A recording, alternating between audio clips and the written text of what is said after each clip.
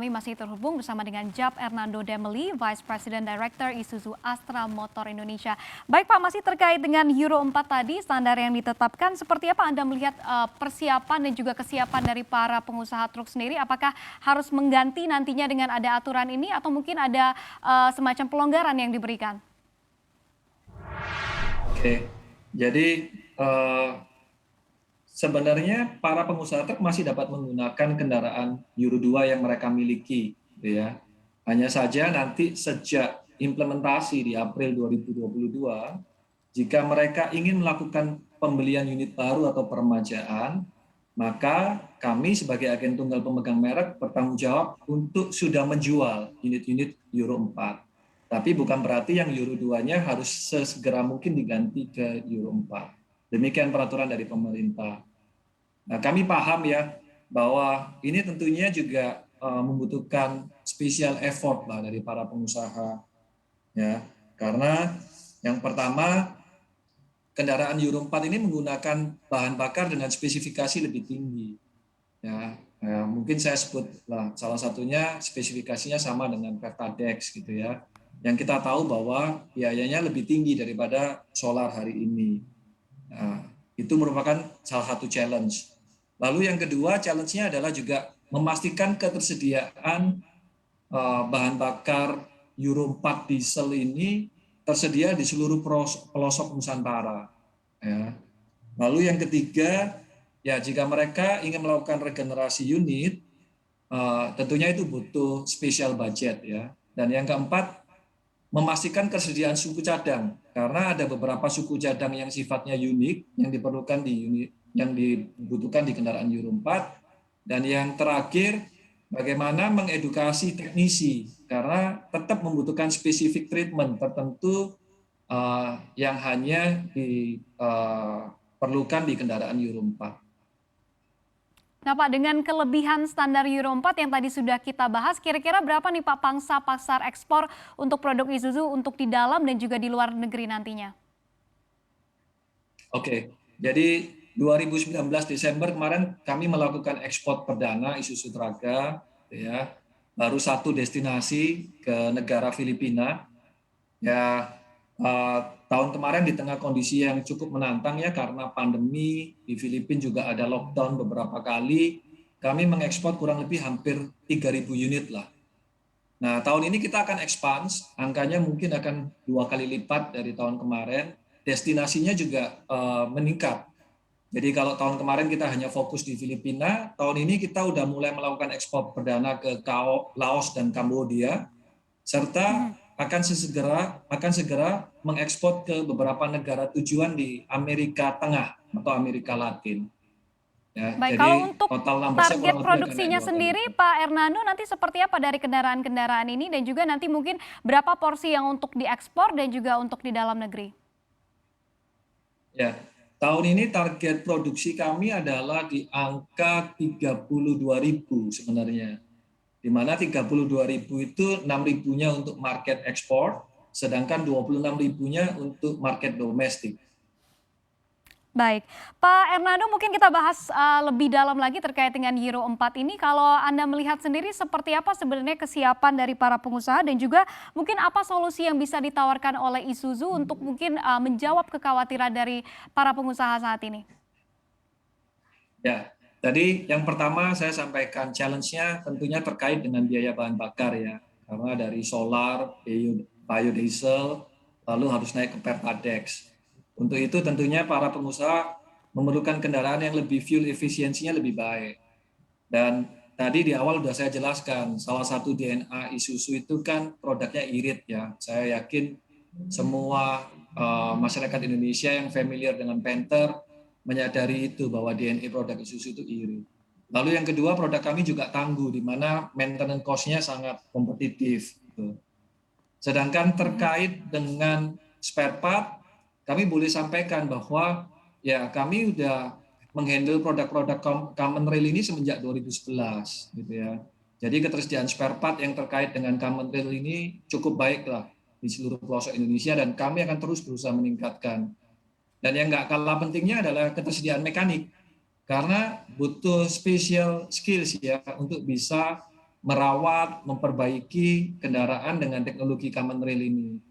Nah, mekanik kami sudah cukup terbiasa karena sejak 2011 kami telah memiliki produk common rail Isuzu 3 yang sampai hari ini diterima cukup baik ya di masyarakat Indonesia. Baik, selanjutnya Pak Hernando mungkin kita akan bahas terkait dengan persaingan. Seperti apa persaingan pada produk-produk mobil Isuzu dan juga dibandingkan dengan produk-produk mobil niaga lainnya dan juga seperti apa mungkin sengitnya persaingan itu saat ini, Pak? Ya, ya saya pikir sih kompetisi normal lah ya selama kompetisinya sehat. Karena dengan kompetisi yang sehat, ujung-ujungnya kami sebagai produsen akan berusaha selalu memberikan yang terbaik kepada masyarakat di Indonesia. Karena dengan kompetisi yang sehat biasanya masyarakat atau customer yang diuntungkan. Ya, hari ini pangsa pasar kami di kendaraan komersial itu tahun lalu secara total adalah di angka 23%, gitu ya, meningkat kurang lebih 7% daripada tahun 2019, dan kami akan terus berusaha tentunya untuk menjadi partner yang terbaik bagi para pelanggan kami, karena in the end nanti para pelanggan yang akan menentukan siapa yang memberikan produk terbaik, siapa yang memberikan layanan after sales terbaik, itu yang akan menjadi pilihan bagi masyarakat di Indonesia. Baik, Pak Hernando tadi Anda sudah mengatakan sedikit terkait dengan pelanggan, tapi kalau untuk dari segi permintaannya sendiri di tengah tahun pemulihan ekonomi ini seperti apa lebih tepatnya Pak Hernando? Luar biasa, Monica. Jadi eh, tahun ini peningkatan kendaraan komersial itu meningkat sangat signifikan, gitu ya. Bulan kemarin itu kami udah kembali di kondisi sebelum pandemi, ya, dan terus akan kami berusaha tingkatkan, gitu ya. Challenge-nya sekarang adalah bagaimana meningkatkan kapasitas produksi secepat mungkin karena permintaannya meningkat luar biasa. Ya. Lalu yang kedua, challenge-nya mungkin masih tergantung kondisi pandemi ya. Ya, kita semualah bertanggung jawab untuk menjaga Indonesia aman dari pandemi ya. Karena kalau pandeminya bisa dikendalikan dengan baik, rasanya trennya akan terus positif. Dan pengalaman saya di industri otomotif, biasanya peningkatannya itu salah satu indikatornya dari kendaraan komersial. Kalau kendaraan komersialnya udah mulai membaik, akan diikuti oleh industri otomotif secara keseluruhan.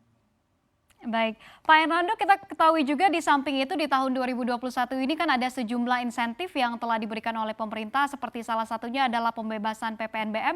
Lantas seperti apa mungkin dampak dari pembebasan ini kepada penjualan dari Isuzu dan juga mungkin untuk targetnya sendiri dengan berbagai macam insentif yang dihadirkan pemerintah saat ini akan seperti apa Pak Hernando?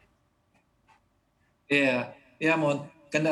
Insentif itu kalau saya lihat dari data sih luar biasa ya, benar-benar menstimulasi market.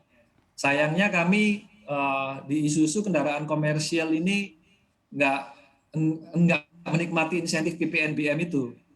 Jadi memang kenaikan demand di industri komersial ini purely karena makroekonomi, purely karena demand dan kegiatan ekonomi udah mulai bergerak. Jadi bukan karena stimulasi dari PPNBM.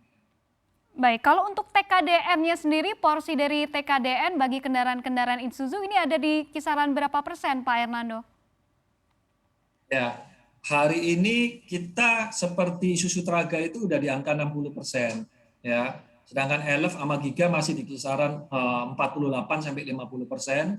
Tapi komitmen kami yang pertama kami akan terus berusaha meningkatkan TKDN karena itu baik untuk menstimulasi supply chain industri secara keseluruhan di Indonesia. Dan yang kedua tentunya dengan TKDN lebih baik kami bisa menghadirkan kendaraan yang lebih kompetitif ya bagi masyarakat di Indonesia. Baik, Pak Hernando mungkin kita bahas lebih lanjut juga terkait dengan kesiapan dari para pengusaha sendiri. Kita ketahui bahwa aturan Euro 4 ini kan dimundurkan ya dari April 2021 ke April 2022. Seperti apa mungkin respons dari pengusaha terkait dengan hal ini? Ya, eh, saya pikir tadi seperti saya sampaikan di awal ya, saya sangat memahami, sangat berempati dengan apa challenge yang akan dihadapi oleh para pengusaha truk. Karena ya tentunya yang pertama yang tadi konsumsi bahan bakar akan meningkat, harus mendidik teknisinya lagi, ya. Kemudian ketersediaan spare part juga harus ditingkatkan. Jadi saya sangat paham dengan challenge yang dihadapi oleh para pengusaha gitu ya. Untuk itu Isuzu berusaha lah memitigasi resikonya sekali lagi dengan cara apa? Satu, ya kami berusaha menghasilkan produk yang efisien secara bahan bakar. Dengan demikian kenaikan bahan bakarnya bisa dikompensate dengan konsumsi bahan bakarnya. Yang kedua terkait spare part, kami berkomitmen akan terus menyediakan spare part secara merata di seluruh pelosok Indonesia, terutama terkait Euro 4 ini. Dan yang ketiga, jangan khawatir, mekanik kami sudah terbiasa dengan common rail sejak 2011. Ya, di samping itu, kami juga akan terus melakukan pelatihan dan training ke para pelanggan setia Isuzu. Baik, kalau untuk mekanisme dari pergantian dari penerapan Euro 4 ini, mungkin apa saja yang sudah disiapkan oleh Isuzu, Pak Hernando? Ya, ya. Yang pertama produk sedang berjalan, gitu ya. Udah mencapai final stage, kami udah siap dengan kendaraannya. Yang kedua tentunya kalau jualan truk itu kan nggak bisa cuma jualan kendaraannya sendiri ya, sasisnya ya, atau frame-nya. Tapi kita harus jualan dengan bodinya. Kita udah bekerja sama dengan erat dengan rekan-rekan dari Dirjen Hubdar, Kementerian Perhubungan untuk mempersiapkan surat keterangan rancang bangun gitu ya. Lalu kita juga udah mengundang partner karoseri kita untuk membantu persiapan mereka menyiapkan SKRB-nya. Di samping itu mekanik training udah kami lakukan secara intensif ke seluruh pelosok Indonesia supaya pada waktu Euro 4 ini implementasi mekanik kami siap dari Aceh sampai Irian gitu ya. Dan spare part kami juga pastikan ketersediaannya sebelum Euro 4 implementasi ini berjalan di Indonesia. Baik, berarti dari segi spare part dan juga mekanik ini sudah tersedia begitu ya Pak, sudah disiapkan. Kalau untuk mungkin biayanya sendiri yang harus diantisipasi oleh pengusaha, kira-kira ini ada di kisaran berapa Pak Hernando? Ya, nantinya akan ada adjustment price gitu ya, karena dengan teknologi baru ini memang membutuhkan spesifik items gitu. Angkanya sedang kami hitung, belum nanti kalau udah firm kita akan declare. Tapi sekali lagi kami berusaha bagaimana mengkompensate kenaikan harga ini dengan efisiensi secara keseluruhan, bukan cuma owning tapi operating. Karena kalau pengusaha truk itu kan pakai truknya cukup lama ya, rata-rata antara 5 sampai 10 tahun dan kilometernya tinggi. Kalau truk itu kan bisa 1 tahun tuh kilometernya bisa sampai 100.000 kilometer. Jadi yang namanya operating cost yang melingkupi biaya bahan bakar, ya, spare part, ya, pengganti terus servis itu menjadi komponen yang sangat penting bagi para pengusaha truk. Jadi kami berusaha supaya spare part kami kompetitif, biaya perawatannya kami juga kompetitif, dan yang pasti fuel efisiensinya kami berusaha memberikan yang terbaik.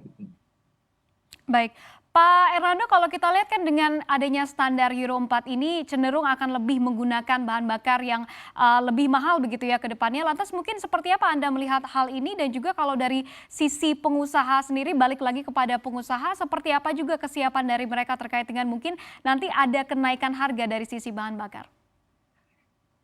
Ya, itu. Jadi yang pertama dari Isuzu, sekali lagi kami berusaha memprovide produk yang irit, efisien, gitu ya, bahan bakar. Tapi yang kedua, irit itu juga tergantung dari bagaimana behavior kita mengemudi kendaraan. Ya, untuk itu, Isuzu kami telah menyiapkan program yang namanya Isuzu Eco Driving, di mana kami berusaha mengedukasi pengguna kami ataupun driver dari pengusaha kami untuk menggunakan kendaraan secara efisien sehingga konsumsi bahan bakarnya bisa efisien. Dengan harapan maka bisa mengkompensate kenaikan dari kenaikan bahan bakar tersebut. Baik, Pak Hernando kalau kita lihat dari sisi pemerintah implementasi kebijakan Euro 4 ini kan katanya akan memperbesar peluang Indonesia di pasar global dan juga akan menambah devisa negara ke depannya. Lantas bagaimana Isuzu melihat terkait dengan hal ini? Ya, ya kalau kita lihat pasar global kendaraan komersial ya, sekarang itu hanya tinggal segelintir negara sebenarnya yang menggunakan teknologi di bawah Euro 4 gitu. Bahkan kalau di ASEAN market itu saya pikir tinggal Indonesia, Laos, Kamboja ya, Filipina udah Euro 4, Vietnam udah Euro 4, segera akan Euro 5 atau Euro 6 gitu ya, Singapura udah Euro 6 gitu. Jadi kita memang relatifly rada terlambat dalam implementasi Euro ini. Nah, dengan Indonesia mulai memproduksi dan diharuskan menggunakan Euro 4, ini sebenarnya opportunity bagi kami sebagai manufacturer di Indonesia. Karena hari ini kita akan memproduksi produk dengan spesifikasi global di jalur produksi yang sama. Ini akan membuka kesempatan bagi kami untuk bisa meningkatkan ekspor kami ke market Isuzu di luar Indonesia. Baik, dengan ketertinggalan dan juga Anda melihat ini sebuah opportunity untuk Isuzu, lantas mungkin strategi-strategi apa saja yang sudah disiapkan Isuzu untuk menggayat peluang ini? Ya, yang pertama tentunya kami terus berkomunikasi ya dengan prinsipal kami untuk meyakinkan bahwa manufacturer kami Isuzu Kerawang Plant itu memiliki quality, cost dan delivery yang terbaik gitu ya. Nah, yang kedua, tentunya kita berusaha secara internal bagaimana terus meningkatkan quality dari produk-produk kami. Dan so far, setahun ini kita mengekspor ke Filipina, penerimaannya cukup baik produk kami Isuzu Traga di Filipina. Lalu yang kedua, memastikan bahwa delivery-nya bisa berjalan dengan baik. Dan yang nggak kalah penting itu sebenarnya bagaimana kita secara cost ini kompetitif. Ya, secara cost ini kompetitif. Karena dengan cost yang kompetitif, tentunya prinsipal akan memprioritaskan. Karena dengan demikian cost mereka itu juga akan kompetitif. Dengan cost kompetitif mereka akan bisa menjual produk-produknya di pasaran internasional dan bisa berkompetisi. Apalagi ini kendaraan komersial ya. Kendaraan komersial ini kan alat produksi ya. Karena itu total owning and operating cost itu menjadi isu penting. Nah, ini yang kita terus berusaha melakukan, memperbaiki quality, meningkatkan efisiensi. Nah, salah satunya dengan nanti produksi ini semua Euro 4 ya, itu juga bisa membantu dalam efisiensi proses assembling di pabrik kami sebenarnya. Baik, menarik sekali. Terima kasih Pak Jap Hernando Demeli, Vice President Director Isuzu Terima Astra kasih. Motor Indonesia. Pastinya harapan kami agar Isuzu makin jaya lagi ke depannya. Terima kasih.